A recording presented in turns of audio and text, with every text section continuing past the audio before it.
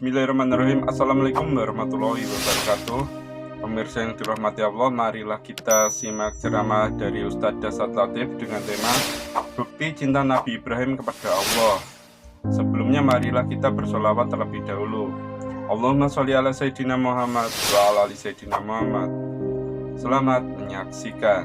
Ma'asyiral muslimin muslimat, sidang jamaah salat Idul Kurban yang insya Allah dimuliakan dan dirahmati oleh Allah Subhanahu wa taala. Suatu ketika Ibrahim alaihissalam mewujudkan cintanya kepada Allah dengan mempersembahkan penyembelihan kurban lebih dari 100 ekor onta dan lebih 1.000 ekor domba. Kira-kira kalau dirupiahkan sekarang kurang lebih 2,5 miliar.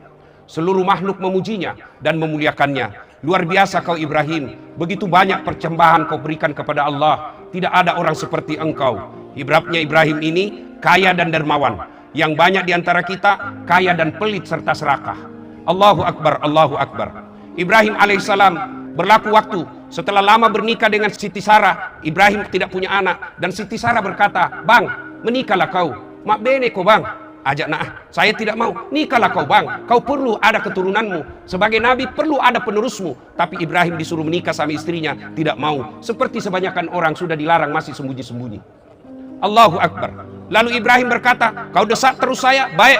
Akhirnya Ibrahim menyetujui. "Silahkan, oke saya menikah. Tapi sama siapa?" Siti Sarah berkata, "Tidak usah orang lain, itu mau pembantu tas." Menikahlah dia dengan izin Allah. Setelah menikah dengan Siti Hajar, hamil Siti Hajar dan hamil pula Siti Sarah. Setelah hamil dengan Siti Hajar, maka Siti Hajar melahirkan anak yang bernama Ismail alaihi salam. Inilah keturunan kita orang Islam. Ibrahim alaihissalam dengan istrinya Siti Sarah lahirkan anaknya namanya Ishak alaihissalam. Inilah keturunan orang Yahudi. Sebenarnya kita Yahudi bersaudara satu kakek, tapi sayang Yahudi kurang ajar. Lalu saudara-saudara yang saya muliakan, setelah anaknya Ismail besar, tidak dijelaskan dalam Quran berapa umurnya, tapi hanya Allah mendeskripsikan Ismail waktu itu sudah pandai membantu bapaknya cari nafkah. Macani parentah, macani waliambo nama sapak dalle. Kira-kira ulama menafsirkan 13-14 tahun. 8 Zulhijjah, mimpi Ibrahim alaihissalam. Dalam mimpinya diperintah Allah, Ibrahim, potong itu anakmu. Mimpi Ibrahim, bangun. Dan ketika bangun Ibrahim berpikir, ini mimpi atau wahyu? Kalau wahyu kenapa anak disuruh potong? Kalau mimpi kenapa sangat jelas? Lama berpikir selama tanggal 8 Zulhijjah itu. Berpikir-pikir itulah sekarang yang kita umat Islam sekarang menyatakan memberi nama dengan hari Tarwiyah atau hari berpikir-pikir yang kita disunnahkan berpuasa. 9 Zulhijjah. Menipis Ibrahim. Mimpi lagi. Ibrahim, potong anakmu. Ibrahim bangun. Dan pada saat itu beliau yakin, ini bukan mimpi, ini wahyu perintah Allah. Dia yakin tanggal 9 Zulhijjah itu, maka kita sebut dengan hari Arafah atau hari penuh keyakinan. Juga kita disunnahkan berpuasa. Kemudian tanggal 10 Zulhijjah, dia panggil anaknya Ismail. "Ismail, dalam mimpi saya diperintah Allah untuk menyembelih kamu. Bagaimana menurutmu nak?"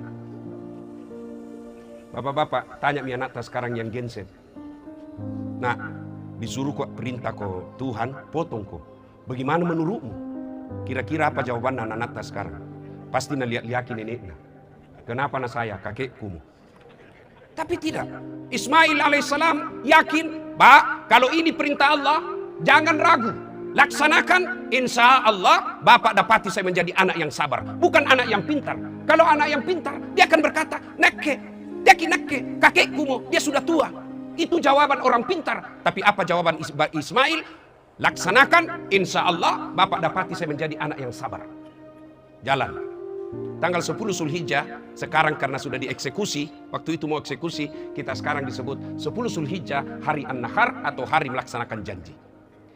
Ketika tanggal 10 Zulhijjah, Ibrahim cerita ke istrinya, "Hajar, kasih pakai baju anakmu, kasih pakai baju baru, pakai parfum, sisir yang rapi. Saya mau bawa jalan-jalan." Baik. Kemudian dibawalah. Pada saat dibawa anaknya, kepanasan iblis.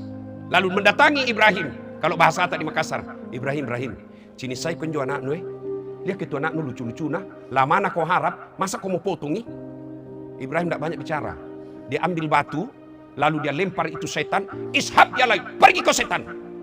Kena kepalanya. Sampai Maros mau terikisah.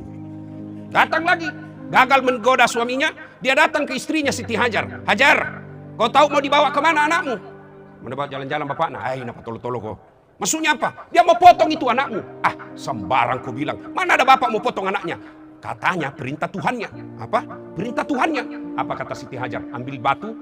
Setan. Kalau itu perintah Tuhan, kalau perintah Allah, jangankan anakku, saya juga siap dipotong kalau itu perintah Allah. Dilempar lagi, kena kepalanya. Dia bilang setan deh, lebih gila dari anaknya ini. Allahu Akbar, Allahu Akbar, Allahu Akbar. Gagal goda suami, gagal goda istri, dia datang ke anaknya. Ismail, kau tahu tidak mau dibawa kemana bapakmu? Ismail tidak bicara, dia ambil batu, dia lempar pula itu jin, setan. Kena matanya, menurut hadis, mata kanannya kena. 3 lemparan inilah yang dilaksanakan sekarang kalau orang ibadah haji. Yang disebut melempar 3 jumroh. Usta, Aqaba, Ula. Setan besar, tengah, dan kecil. Dia lempar. Simbol permusuhan antara syaitan dengan manusia. Itulah makna ayat yang saya ucapkan tadi. Ya ayyuhalladzina amanu dukhulu fis-silmi kafatan wa la tattabi'u khutuwatis syaitan innahu lakum aduwwum mubin. Itulah yang diabadikan, melempar 3 jumroh. Tugu yang dilempar, sekarang dinding yang dilempar. Tapi sebenarnya pesan moralnya Allah ingin sampaikan, hati-hati dalam hidupmu, setan adalah musuh abadi di antara kalian. Dan itu 1 tugu 7 batu, dan 3 tugu, besar, tengah, kecil. 1 tugu 7 batu, berarti 21 batu. Dan itu 3 hari kita di Mina, berarti 21 batu kali 3, berarti 63 batu. Kenapa tidak 1 kali mau? Kenapa tidak 1 hari saja langsung 63 batu? Allahu Akbar. Kenapa mesti 3 hari dan dicicil 7 batu? Pesan moralnya, kalau kau mau hebat melawan setan, perlu napas panjang. Pulang ke itu mau ke Karoba. Mau ke Karoba itu, datang setan pertama. Nagoda kau dulu itu. Tiap mako 2.500.000. Bisa kau ganti HP itu. Setan. Bapak berhasil? Apa setan menyerah? Tidak, istrimu nama Suki. Kenapa nada itu 2.500.000 kuliah dia peluk? Mau ki kurban. 7 tahun maki ini menikah tidak pernah tong kurban. Apa nak bilang istrimu? Apa kurban? Iya nak. Talekan duduk kok. Ikut seng korban sembayangmu saja tidak beres. Itu setan. Gagal kepada anak suamimu, gagal kepada istri, dia datang ke anakmu. Apa kata anakmu? Pak, jam maki kurban, bisa kau DP motor itu. Lama mak kasih yang ini setengah mati nih angkot pergi kuliah. Setan. Percaya saudara-saudara sekalian, prinsip setan itu, kalau kau tidak bisa dia kalahkan, jangan dapat pahala. Kalau kau tidak bisa dibuat dosa, jangan dia untung. Itu setan. Maka Allah selalu ingatkan kisah ini. Setan adalah musuh yang nyata bagi kalian. Maka pada saat itu berhasil Ibrahim dan keluarganya mengalahkan setan. Dia jalan. Lalu Ismail berkata, Pak, sebelum kita potong kak, tolong tutup mata tak. Tutup mataku. Kenapa? Karena kalau kita lihat kak pasti tidak tega kita potong kak. Yang kedua, tolong ikat tanganku, ikat kakiku supaya saya tidak meronta kesakitan. Yang ketiga yang paling penting, pakai pisau yang tajam supaya saya tidak lama menderita 1 kali iris. Yang keempat, jangan kena bajuku darah supaya tidak naliak mamaku. Dan yang kelima, kalau saya besok meninggal, jangan ada anak-anak seumuranku lewat depan rumah supaya mamaku tidak ingat lagi kasihan. Baik, jalan. Dibaringkanlah anaknya. Dia ambil parangnya, Ibrahim, diikat tangannya Ismail. Lalu dia tutup matanya, dia baringkan, dia sembelih tangan. Nah gerek nih anaknya. Tapi apa yang terjadi? Pisau yang tajam itu tidak bisa melukai lehernya Ismail yang lembut. Nah potong, tidak luka. Dia mau ulang lagi, dia bilang kita ulang lagi. Begitu mau diulang kedua kalinya, Ismail alaihissalam berkata, Pak tunggu dulu. Apalagi nak, tolong buka ikat tanganku. Tolong buka ikat kakiku. Kenapa? Karena kalau saya diikat seperti ini, nanti Allah menilai saya tidak ikhlas dipersembahkan untuk Allah. Buka ini, buka, dibuka. Begitu dibuka, lalu Allah sampaikan kepada seluruh malaikat, wahai malaikat, lihat kau ini sehambaku, yang pernah kau saksikan, yang pernah kau ragukan, yang pernah kau tidak percaya manusia akan menjadi pemimpin di muka bumi ini, pernah kau protes. Lihat mungkin Ibrahim, bertahun-tahun dia ingin punya anak. Belasan tahun dia ingin punya anak. Setelah punya anak, lalu cintanya kepada anaknya tidak mengalahkan cintanya kepadaku. Dan dia mau potong anaknya, wujud cintanya kepadaku. Kau lihat itu. Begitu dia mau sembelih kedua kalinya. Kemudian di atas langit, para malaikat memuji kebesaran Allah dengan bertakbir, Allahu Akbar, Allahu Akbar, Allahu Akbar. mendengar kalimat mulia ini, Ibrahim alaihissalam kemudian melanjutkan dengan kalimat La ilaha illallah huwallahu akbar, dan Ismail menyempurnakannya dengan mengucapkan Allahu akbar walillahil hamd. Itulah kalimat kalau kita takbiran lebaran, Allahu akbar, Allahu akbar, Allahu akbar. Jibril dan para malaikat lainnya, La ilaha illallah wallahu akbar. Ibrahim alaihissalam, Allahu akbar walillahil hamd. Ismail alaihissalam. Lalu Allah perintahkan, Jibril, telah wujud cintanya, menesani napujiku, telah wujud cintanya kepadaku. Ambil kibas yang ada di sorga, yang pernah dipersembahkan anaknya Adam ketika menikah. Maka ambil kibas itu, gantikan lehernya Ismail. Maka kibas itulah yang kemudian kita sembelih. Allahu akbar, Allahu akbar, Allahu akbar, walillahil hamd. Apa pesan pertama? Ibrahim, Hajar, Ismail adalah keluarga yang baik. Cintanya kepada Allah luar biasa. Boleh cinta kendaraan, boleh cinta anak, boleh cinta rumah, boleh cinta jabatan, tapi cinta kepada dunia itu tidak boleh mengalahkan cinta kepada Allah Subhanahu wa taala. Maknanya, kalau mau punya rumah tangga yang dikenang kebaikannya, yang dikenang kemuliaannya, seperti Ibrahim dan keluarganya, syarat utamanya harus cinta kepada Allah melebihi cinta kepada segala-galanya. Pesan kedua, berkurban. Untuk memotivasi kita berkurban. Tentu di antara kita semua mau. Ada yang mau punya mobil, ada yang mau jadi kepala dinas, ada yang mau jadi camat, ada yang mau jadi sekda, ada juga yang mau punya rumah, ada yang semua mau punya lunas utang-utangnya. Oke, lalu Allah kabulkan semua keinginan kita. Yang mau jadi sekda, kabulkan jadi sekda. Yang mau jadi kepala dinas, Allah kabulkan jadi kepala dinas. Yang mau lunas utangnya, langsung lunas utang-utangnya. Yang mau sehat, langsung sehat. Tapi begitu pada saat itu, jadi sekda langsung lumpuh. Mau kira-kira?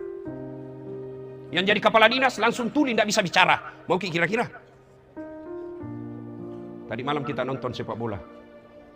Ada luar biasa pemain sepak bola namanya Ronaldo dan Lionel Messi. Dikumpul seluruh gaji pegawai pemerintah kota Makassar, pegawainya semua, belum kalah gajinya Lionel Messi. Tapi apa yang dia hebat? Tidak. Apa yang hebat? Allah kasih lutut yang bisa bengkok. Mana bisa main bola kalau lututnya tidak bisa bengkok? Wali kota kita hebat. Mana bisa jadi wali kota kalau dia tidak bisa melihat dan tidak bisa mendengar? Dasat Latif yang hebat. Mana bisa dia menjadi ceramah yang bagus kalau suaranya sudah rusak? Dan itulah semua pemberian Allah. Maka Allah selalu menyindir kita dalam surah Ar-Rahman. Fabi ayyi ala'i rabbikuma tukatsiban. Kegapi pamasekum wasakar dasat. Itulah ayat yang singkat saya bacakan tadi. Inna a'tainakal kautsar. Banyak sekali Allah kasih kita nikmat. Saya kasih adik-adik sekalian. Mau kau saya kasih motor yang paling mahal. Tapi begitu kau pegang langsung kau lumpuh, tidak bisa bergerak. Pasti kau tidak mau. Saya kasih kau handphone paling mutakhir dan paling canggih. Tapi begitu kau pegang handphonemu, langsung kau tidak bisa mendengar. Tentu kau tidak mau. Itulah nikmat yang Allah kasih, kesehatan. Maka ketika Allah kasih kamu kesehatan, ayat berikutnya, maka dari syukur kau. Bersyukur kau. Cara bersyukurnya tidak cukup hanya mengucapkan Alhamdulillahi Rabbil Alamin. Tapi apa? Ayat berikutnya dalam ayat yang pendek ini. Inna a'tainakal kautsar fasalli li rabbika wanhar. Maka sholatlah. Sholat. Saudara-saudara sekalian, biar kau kurban, tapi kau tidak sholat, tidak ada gunanya. Biar kau haji tiap tahun, tapi kau tidak sholat, tidak ada gunanya. Sholat adalah puncak penghambaan kepada Allah Subhanahu wa Ta'ala. Dan orang yang tidak mau sholat sesungguhnya, dialah orang yang paling sombong di hadapan Allah Subhanahu wa Ta'ala. Kenapa bisa, Ustaz? Saya kasih ilustrasi sederhana. Anggota tubuh paling mulia kepala. Bercanda kita dorong pantatku masih ketawa, Kak. Dorong perutnya Pak Wali Kota masih senyum. Tapi jangan kau coba-coba dorong kepalanya. Begitu kau dorong kepalanya, pasti marah. Kenapa? Alena beliau, yang terhormat kepala kita. Bapak kasih saya uang. Anggota tubuh paling hina kaki. Kasih mah uang pakai kaki. Dan saat ini honor nue. Pasti saya ngamuk. Biar saya miskin, jangan kau hina, Kak. Kenapa? Anggota tubuh paling hina adalah kaki. Tapi di hadapan Allah, kepalamu yang mulia, kakimu yang hina. Rendahkan kepalamu yang mulia itu serendah kakimu yang hina. Kenapa? Kamu berhadapan dengan Allah yang maha kuasa, Allah yang maha mulia. Saya Tuhanmu. Saya tidak khusus, Ustaz, bukan urusanmu. Saya masih bohong, Ustaz, bukan urusanmu. Yang penting kau sholat. Kata Allah, masam pajak kau sembah saya Tuhanmu. Maka kalau kau bersyukur, maka banyak-banyaklah sholat. Kenapa hidupku susah? Pasti tidak sholat kau. Kenapa rumah tanggaku berantakan? Pasti suami istri tidak sholat. Kenapa anakku susah dapat lapangan kerja? Pasti kau tidak sholat. Tidak mungkin Allah sengsarakan hidupnya orang yang baik sholatnya. Wali kota punya ajudan. Coba milih ajudan kalau dipanggil. Ajudan, langsung lompat. Biar tidur makan cangguren, langsung lompat. Ada kira-kira ajudan, tunggu dulu. Enggak mungkin. Padahal wali kota ada pensiunnya. Wali kota ada mutasinya. Wali kota ada hilang jabatannya. Lalu kenapa kita sangat takut? Kenapa ketika Allah memanggil kita, hayya 'alas shalah, sini kok. Ya Allah, berikan saya kekayaan.